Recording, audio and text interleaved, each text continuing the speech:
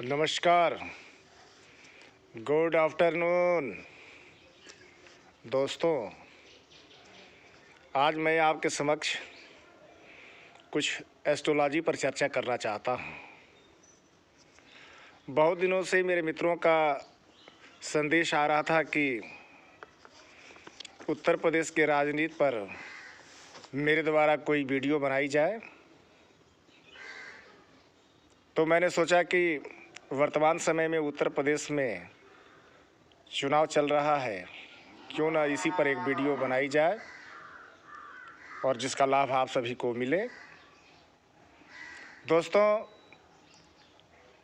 मैंने उत्तर प्रदेश की इस राजनीति के इस महासंग्राम में कौन बनेगा उत्तर प्रदेश का मुख्यमंत्री, इस पर मैंने एक ज्योतिष चर्चा की है। आप लोगों को बहुत पसंद आएगा। और मैंने इसके पहले फेसबुक के माध्यम से कोरोना काल के समय में, जब भारतवर्ष में जो द्वितीय लहर आई थी, जिसमें काफ़ी लोग प्रभावित हुए थे, बहुत से लोगों ने अपने जान से भी अपना हाथ धोया, काफ़ी परिवारों में संकट आया। पहली बार मैंने उसके ऊपर अपना प्रेडिक्शन किया था, भविष्यवाणी की थी कि कोरोना इस तारीख से भारतवर्ष से धीरे धीरे समाप्त होना शुरू हो जाएगी। उसके पहले किसी ने भी अपना वीडियो नहीं बनाया था। तमाम हमारे एस्ट्रोलॉजरों का वीडियो यूट्यूब के माध्यम से देखने को मिलता है, लेकिन किसी ने उसके ऊपर वीडियो नहीं बनाया था। पहली बार मैंने वीडियो बनाया था और जो सटीक रहा। कोरोना उसी दिन से, जिस दिन से हमने भविष्यवाणी की थी, उसी दिन से धीरे धीरे उसका प्रभाव भारतवर्ष से कम होने लगा था। ज्योतिष मेरा कोई व्यवसाय नहीं है, वीडियो मेरा कोई व्यवसाय नहीं है। पहली बार मित्रों की मांग पर कौन बनेगा उत्तर प्रदेश का मुख्यमंत्री, इस पर मेरा एक छोटा सा वीडियो है। और बड़ी मेहनत के बाद मैंने अपने मित्र जो एस्ट्रोलॉजी जानते हैं, जिनका शौक़ है, जो लोगों की कुंडलियां बनाते हैं, भविष्यवाणियां करते हैं, मैं उनको भी जानता हूं। वे लोग कभी कभी फ़ोन करके मुझसे भी सलाह मशविरा लेते रहते हैं। मैंने उत्तर प्रदेश के राजनीति की इस धुरी में मैं 2 लोगों की कुंडली को मंगाया। पहली कुंडली उत्तर प्रदेश के वर्तमान मुख्यमंत्री योगी आदित्यनाथ, और दूसरी कुंडली उत्तर प्रदेश के पूर्व मुख्यमंत्री माननीय अखिलेश यादव जी का। चूँकि वर्तमान का जो राजनीति का जो दिशा है, वह इन्हीं दोनों पार्टियों के सेंटर पर टिका हुआ है। तो क्यों न, चूँकि इन्हीं दोनों चेहरों के ऊपर उत्तर प्रदेश के अंदर इलेक्शन हो रहा है, तो क्यों न इन्हीं दोनों लोगों की कुंडलियों का विश्लेषण किया जाए और देखा जाए कि किसका भाग्य पार्टी को जिताता है, पार्टी की सरकार बनवाता है। तो ये कुंडली हमारे पास आ गई है। और सबसे पहले जो अखिलेश यादव जी की जो कुंडली हमको प्राप्त हुई है, तो उनके कुंडली को देखने के बाद पता चलता है कि इनकी कन्या लग्न की कुंडली है और इनका दूसरा भाव खाली, इनका तीसरा भाव खाली और चौथे भाव में राहु विराजमान है। इनके 5वें भाव में बृहस्पति जो नीच का बैठा हुआ है, छठा भाव खाली, और इनके 7वें भाव में मंगल विराजमान है। 8वां भाव खाली, 9वां भाव खाली, और 10वें भाव में सूर्य, चंद्रमा, केतु और शनि स्थित हैं। एकादश भाव में इनका बुध और शुक्र विराजमान है। इनकी कन्या लग्न की कुंडली है। और योगी आदित्यनाथ जी की जो कुंडली हमारे पास उपलब्ध है, उसमें सिंह लग्न की कुंडली, इनका दूसरा भाव, तीसरा भाव, चौथा भाव खाली, इनके 5वें भाव में बृहस्पति जो स्वगृही हैं, जो अपने ही घर में विराजमान है। 6ठे भाव में राहु, 7वें भाव में चंद्रमा और 8वां भाव और 9वां भाव खाली, और 10वें भाव में सूर्य, बुध और शनि विराजमान है। 11 भाव में मंगल शुक्र स्थित और 12 भाव में केतु विराजमान है। चूँकि 12 भाव को मोक्ष का भाव कहा जाता है और वहाँ पर केतु स्थित होने से यह स्पष्ट है कि जो उनका योगी का जो दिशा है, योगी जो साधना जो करते हैं संत लाइन में है, वह केतु के चलते, चूँकि 12 भाव में केतु विराजमान है, तो ऐसे लोग अक्सर अध्यात्म लाइन में चले जाते हैं। रही बात दोनों लोगों की कुंडलियों का विश्लेषण, तो हम पहले योगी आदित्यनाथ जी की कुंडली पर हम चर्चा करते हैं। उनकी केतु की महादशा चल रही है वर्तमान समय में और बृहस्पति की अंतर्दशा। और सबसे बड़ी बात कि योगी आदित्यनाथ जी का जो लग्नेश है, जिसको हम एसेंडेंट लॉर्ड बोलते हैं, जो लग्न का जो स्वामी है, जो ग्रह है, वह 10वें भाव में विराजमान है। मित्रों, जो लग्न कुंडली होती है वही इंसान की मुख्य कुंडली होती है।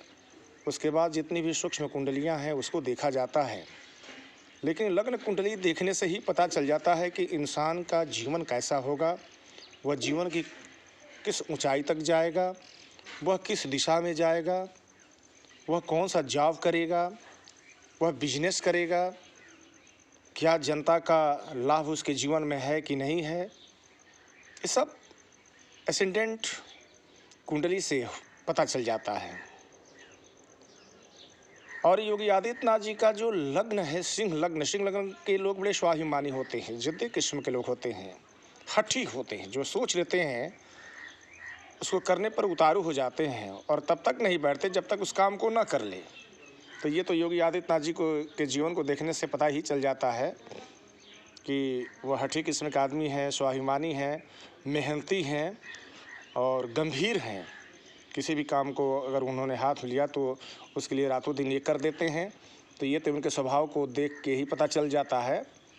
सबसे बड़ी बात कि लग्न का ही स्वामी उनके 10वां भाव होता है एडमिनिस्ट्रेशन, प्रशासन, राज सत्ता,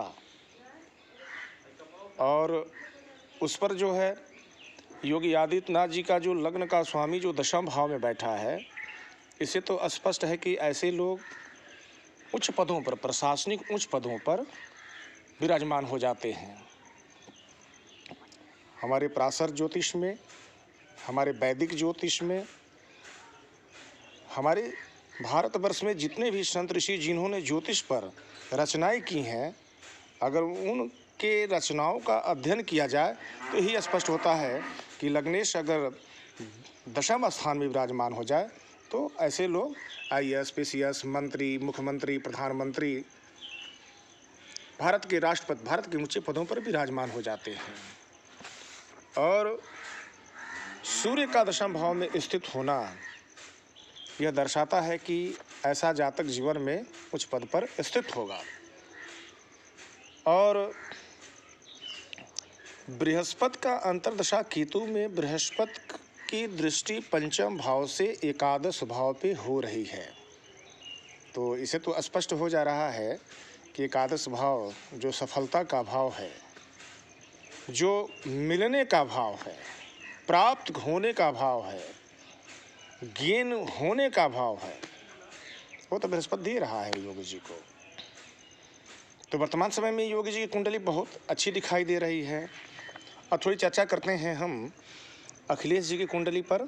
अखिलेश जी का कन्या लग्न है और इनके लग्न का स्वामी बुध जो 11 भाव में विराजमान है शुक्र के साथ, और इनके 10वें भाव में सूर्य, चंद्रमा, केतु और शनि विराजमान है। तो सूर्य का 10वां भाव में बैठ जाना ही ये स्पष्ट हो जाता है कि ऐसे भी जातक सरकारी पदों का लाभ लेते हैं, उच्च पदों पे विराजमान होते हैं। इनकी कीर्ति, इनकी प्रसिद्धि रातों दिन चौगुना बढ़ती रहती है। यह जैसे जैसे काम करते हैं तैसे तैसे इनकी कीर्ति बढ़ती रहती है। ये सूर्य के बढ़ जाने से तो ये स्पष्ट हो रहा है। लेकिन सूर्य और शनि दोनों का एक साथ बैठ जाना, यह स्पष्ट होता है कि इनका अपने जीवन में पिता से रिश्ते अच्छे नहीं रहेंगे। और चूँकि वर्तमान समय में केतु की महादशा और केतु का दशम भाव में ही विराजमान होना यह स्पष्ट करता है कि सूर्य और केतु जब एक जगह कंजक्ट होते हैं तो वहाँ ग्रहण दोष होता है। तो इनके दशम भाव में सूर्य और केतु का एक जगह बैठ जाना, उसे 4 ग्रह किसी भी हाउस में बैठते हैं तो वो भी एक राजयोग होता है। लेकिन सूर्य केतु एक साथ बैठ जाना, केतु चंद्रमा एक साथ बैठ जाना, ये इसको ग्रहण दोष भी कहा जाता है। तो कभी कभी जीवन में इनके ऊपर ग्रहण भी आते रहेंगे। कभी कभी इनको अपने राज सत्ता से, अपने पद से इनको हाथ धोना पड़ेगा। और चूँकि वर्तमान समय में केतु की महादशा भी इनकी चल रही है, तो दोनों कुंडलियों का एनालिसिस करने के बाद यह पूरी तरह से स्पष्ट हो जाता है कि वर्तमान समय में योगी जी की भी महादशा केतु और केतु में बृहस्पति की अंतर, और बृहस्पति का सफलता के ऊपर अपना दृष्टि दे देना। बृहस्पति एक शुभ ग्रह है, नैसर्गिक शुभ ग्रह है। इससे स्पष्ट होता है कि योगी जी का पलड़ा वर्तमान समय में अखिलेश यादव जी से भारी है। और यह स्पष्ट होता है कि 10 मार्च को योगी जी उत्तर प्रदेश के दूसरी बार मुख्यमंत्री बनने जा रहे हैं। साथियों, मेरे इस वीडियो को आप लाइक करें, सब्सक्राइब करें, और अगली वीडियो मैं कुछ विधानसभाओं के ऊपर बनाऊंगा जो मैं आपको प्रस्तुत करूंगा। नमस्कार।